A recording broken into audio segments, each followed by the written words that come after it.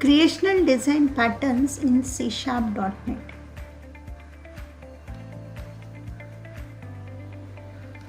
Creational pattern deals with the object creation mechanism, trying to create object in a manner suitable to the situation. In this video, we learn what are creational design patterns and its different categories in detail. So let's get started.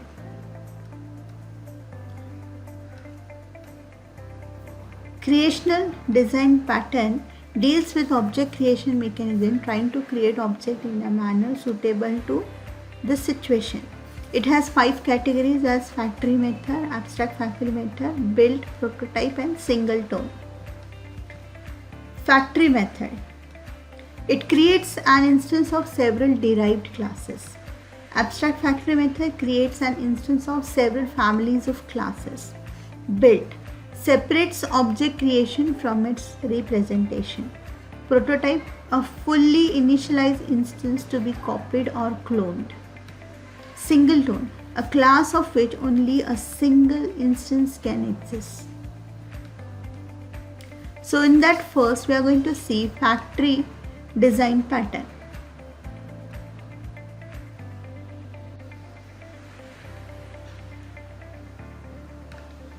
The factory design pattern is used to create concrete class instance without specifying exact class type. Classes are created without knowing the class of the object. The factory pattern is used whenever the subclasses are given the privilege of instantiating a method that can create an object.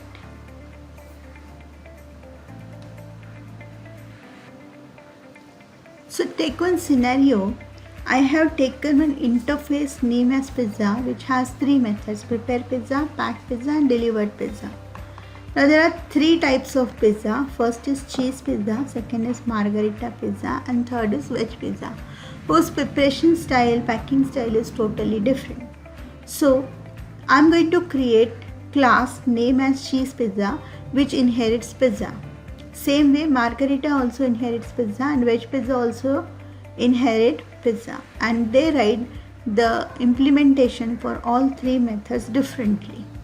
Okay, so let's see this programmatically. I have the pizza as interface which has 3 methods. Cheese pizza is the first class which is inheriting pizza and it implement all 3 methods. Then we have margherita pizza who also inheriting pizza interface and implementing all 3 methods. And lastly we have veg pizza which is also inheriting pizza and implementing all 3 methods. A normal scenario. Now as a client, say main function is getting the information of pizza type from the user. Say pizza type is margherita pizza. Then it checks what is the pizza type. If pizza type is cheese pizza, it is going to initialize cheese pizza. If it is margherita pizza, it is going to execute or initialize margherita pizza. And for veg pizza also it is going to initialize veg pizza. Out of this if it is getting any value and it is not equal to null, then it calls specific class specific method and your pizza is ready. Now look at this scenario. Client has much more detailed information about the code, which must not happen. So what's the solution? Solution is we are going to create a separate class that will be our factory class. We call it pizza factory. This class has a method get pizza type which takes the pizza type from the user, and it checks if it is cheese, it is going to initialize cheese pizza. If it is margherita pizza, it is going to initialize margherita, and veg pizza is also going to be executed over here. So these things are not done by the client, but it is done by the factory method. So what client does, in this case main is going to take the name of the type of pizza that it is going to pass to the factory method. It's a static method. So we say factory.getPizza type and we get the pizza through this factory and then we call the methods. So factory method encapsulates all your code into a single factory method. Say I have car showroom where different types of car are generated. It depends what type of car you want and you will get that car accordingly. So just we have pizza factory or car factory. Same way we can have the factory classes to implement your code and minimize the code of client side.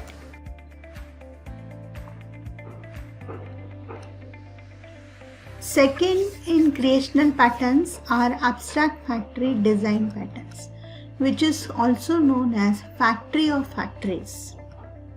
It provides an interface for creating families of related dependent objects without specifying their concrete classes. It is merely an extension to the factory pattern method, which allows you to create objects without being concerned about the actual class of the object being created. Abstract means hiding some information and factory means which produce the products and pattern means a design. So the abstract factory pattern is software design pattern that provides a way to encapsulate a group of individual factories that have a common theme. So let's take the same example of pizza. On the top of it we have fast food class or interface which has one type that is known as pizza, which has subtype as cheese pizza, margherita pizza and veg pizza. Same way fast food also have burger and it has veg and non-veg burger. Now see, in the factory method we have created pizza factory. In this scenario we will also create burger factory and both these factory belongs to fast food factory. So this is how abstract factory method are factories of factories. Let's see this practically. First I am going to create food factory name or fast food factory which has get food, that is a food type. If food type is pizza, it is going to call pizza factory or initialize pizza factory, and if it is not pizza it is going to initialize as burger factory. Okay, next we have created pizza factory which inherits food factory, which has all three methods over here which has implemented their own logic, and pizza factory has a method named as get pizza which takes the pizza type and accordingly it selects the pizza type. Suppose pizza type is cheese pizza, it is going to initialize cheese pizza type, or if it is margherita pizza it is going to initialize margherita pizza. Same way for veg pizza, and whatever is initialized that type of pizza it is going to return. So we have one factory which is named as food factory, another factory is pizza factory. This pizza factory is also inherited by cheese pizza, margherita pizza and veg pizza, which we already seen in last example. So this is the sub factories type, means pizza factories type. Now what client is going to do? Client is going to check food factory static method get food, and if it is pizza it is going to take the type of pizza and that pizza type method will be called. So only a small change we are doing, whatever name is being generated over here, that name of particular food factory we are going to print. So here name of food factory is pizza and here name of sub food factory is margherita pizza. So the work of client is removed. So we have prepared the factories of factory. Okay, and same thing you can do with burger. If your get food is burger, you will print the name, then you will get the burger type, veg, non-veg, and accordingly you can call its methods. So this is how abstract factory works.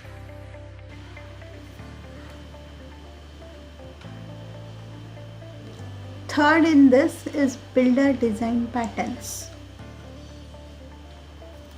The builder pattern help us to separate the construction process from process and create different representation so that the same construction process can create different representation. The builder pattern is used when the construction of the object is very complex. The main objective is to prepare the construction of the object and their representation. Look at this scenario. We have one fast food based interface or class which has subtype as pizza and burger. It has three methods, that is the implementation of pizza. First is add base, then add toppings, and then add sausages.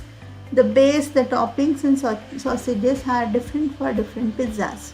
Same way, burger also has add base, add toppings and add sausages, which will be worked differently than burger. Okay, now this implementation must not be shown to the client, but we want to separate the creation of all these types from its implementation. So let's take one example. I'm going to create a fast food class which has property as base, topping, sausages. It has a method and it manipulates these things, base, topping and sausages. Say I'm going to print all this information. Secondly, we have an abstract class, that is fast food builder. This builder builds the instance of fast food and it has some abstract methods. So what it does, it creates fast food. For that it initializes fast food over here and get fast food returns this fast food which is already generated over here. Now we have one pizza builder which inherit fast food builder, and there are three methods: add base, add toppings and add sausages, which is done for pizza. Same way we also have burger builder which inherit fast food builder, which has also base, toppings and sausages. These are the implementation of both the classes.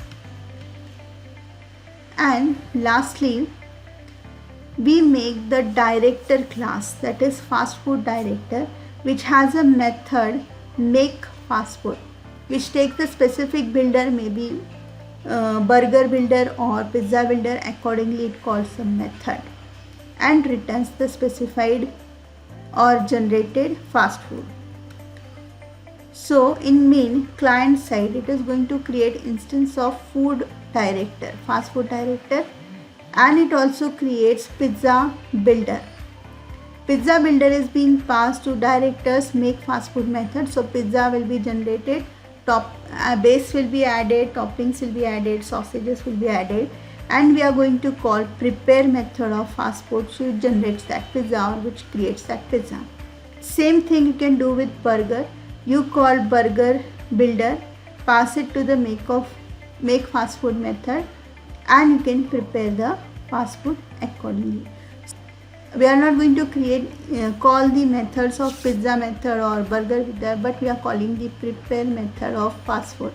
So we are actually dividing the creation of the object from its implementation.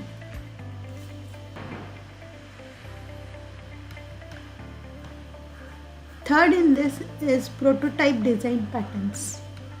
The prototype design pattern is used to initialize a class by copying or cloning the properties of an existing object. The new object is exact copy of the prototype but permits modification without altering the original. This is creational pattern as it is used to control class instantiation and object generation. The pattern is used to instantiate a new object by copying all of the properties of an existing object, creating an independent clone. This is particularly useful when the construction of a brand new object using the new operator is inefficient.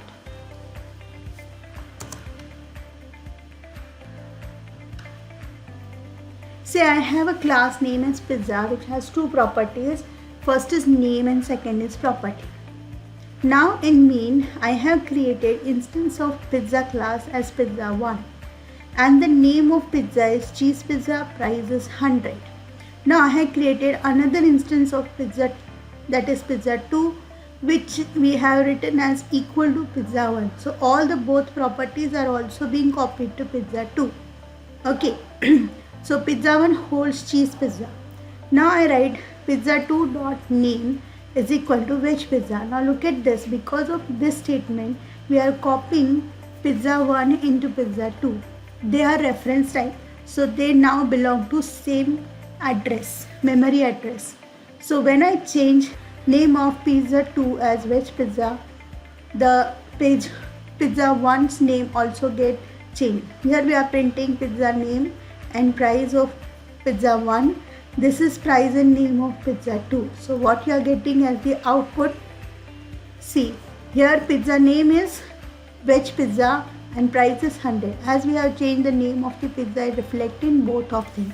This is called copying of instances or copying of data of one object into another object. Now this is copying. Let's see cloning. Cloning means you can create the instance of the class. Say I have a pizza class which has property as name and price. Now I'm going to create getClone function over here. The C#.NET has member-wise clone function which automatically clones the instance of the class. So here we say this dot member-wise clone means this is the current class. Its clone is created, casted into pizza and written back. Now this time I'm saying pizza 1 is equal to new pizza. Its name is cheese pizza, price is 100. Now I'm going to print pizza 1 over here.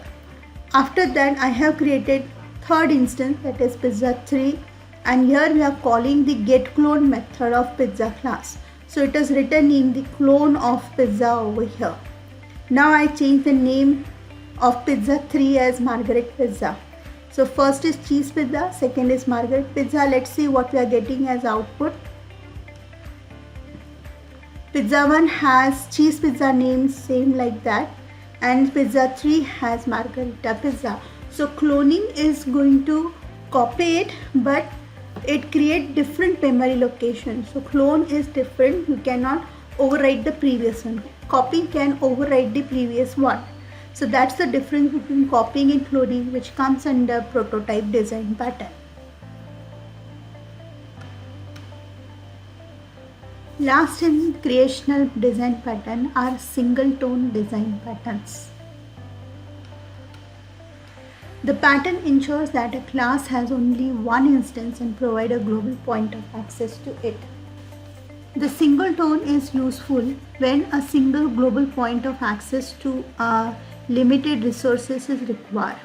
It is more appropriate than creating a global variable, as this may be copied, leading to multiple access pointer and the risk that the duplicates become out of step with the original. It focuses on how the object is created and ensures that only one object instance exists. Since pattern is the most commonly used pattern, which is frequently used in most of the objects, this pattern ensures that a class has only one instance and provide a global access. Singleton design of pattern restricts of a class to one object. This is useful when exactly one object is needed to coordinate the action across the system. The concept is generalize the system which operates more efficiently when any one object exists or that restrict the instantiation of a certain number of objects. Let's take one scenario.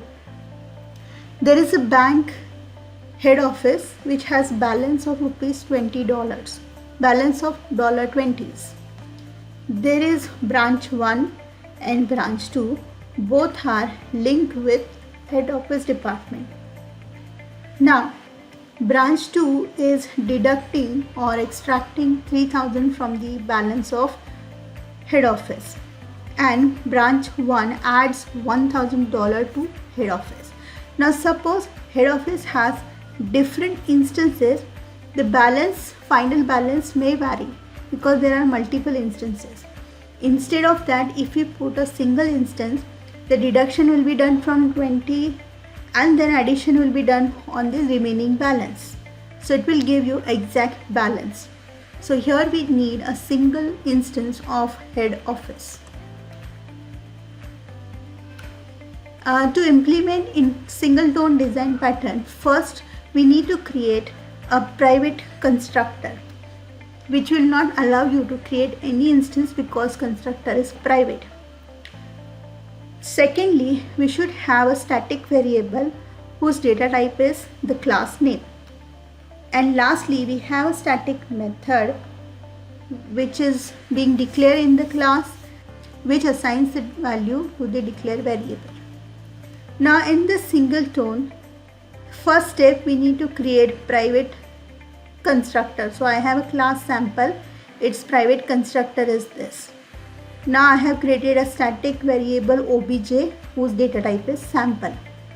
Also we have created static function get single tone, and it returns the sample. What it does, if obj is null, it is going to return the new instance. This is a private variable which we are calling inside of the method, and we return obj. Get details print whatever is written inside of that.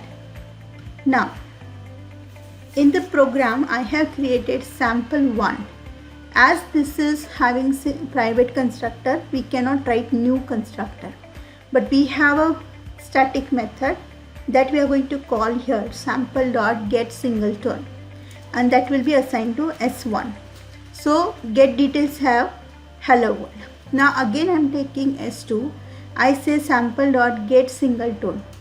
Now as we only have a static variable, obj is null, so very first time sample is created. Next time obj is not null, so it returns the previous obj itself.